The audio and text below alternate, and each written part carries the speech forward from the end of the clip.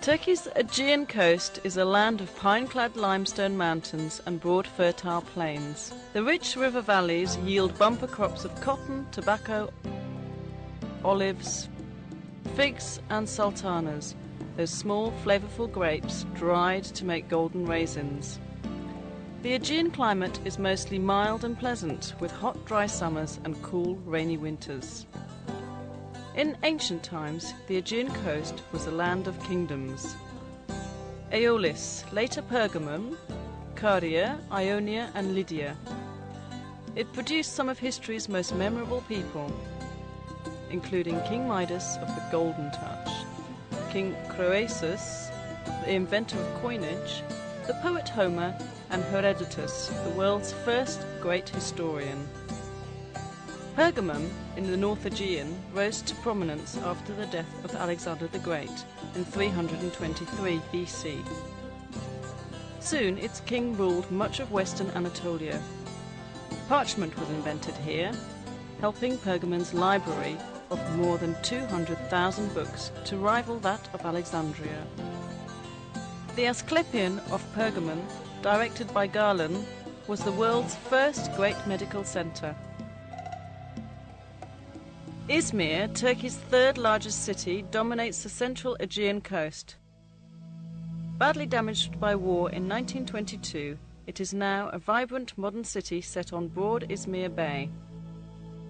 Looming above the city centre is Kadifekale, a hilltop fortress built by Alexander the Great.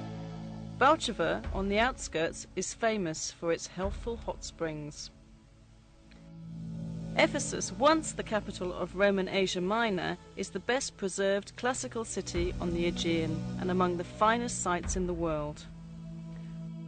Walk its marble streets past classical temples, libraries and houses to the 24,000-seat Great Theatre, and you can easily imagine yourself transported back to Roman times. Ephesus grew rich from trade coming into its well-sheltered harbour.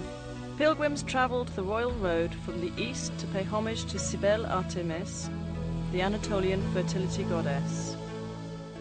Her stupendous temple at Ephesus, called the Artemision, was among the 7 wonders of the world.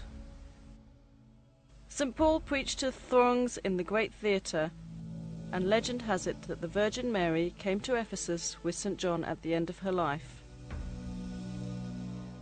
Among the highlights of a stroll through Ephesus are the 2nd century Library of Celsus, beautifully restored, the Temple of Hadrian from about the same time, the Odeon or council chamber, and the Prytaneum or city hall.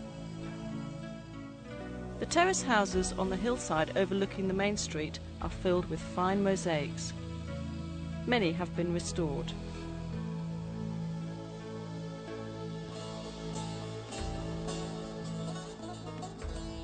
For an entirely different view, head eastwards into the mountains to Şirince, a charming town surrounded by vineyards and fruit orchards. Relax in one of its restaurants and enjoy a glass of local fruit wine. South of Ephesus, the ruins of ancient Priene are perched on a plateau backed by a sheer rock cliff. Beneath the plateau sprawls the broad floodplain of the river Meander, whose name is now used to describe twisting, turning rivers everywhere. Priene flourished during the 2nd century BC and was among the first cities to have a right-angle street plan.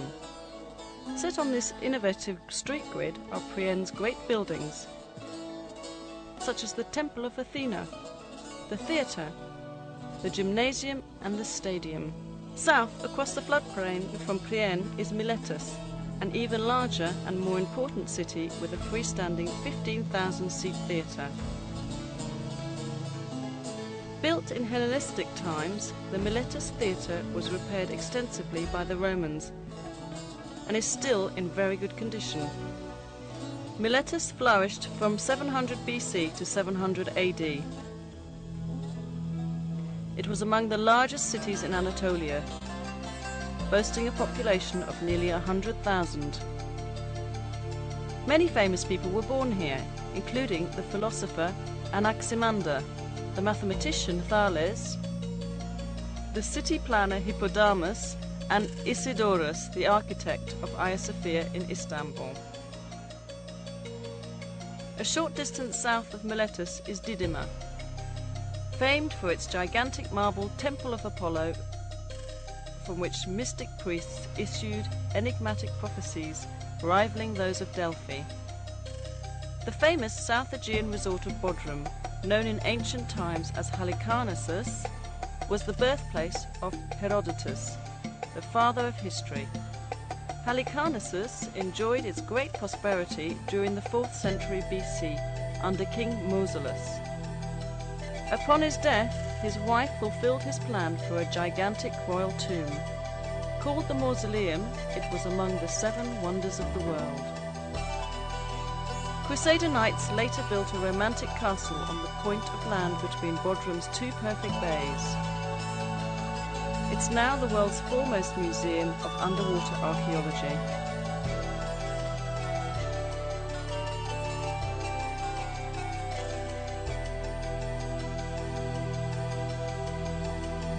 Today, Bodrum is among Turkey's favourite seaside resorts. Noted for its waterfront restaurants, its many yachts and its chic nightclubs.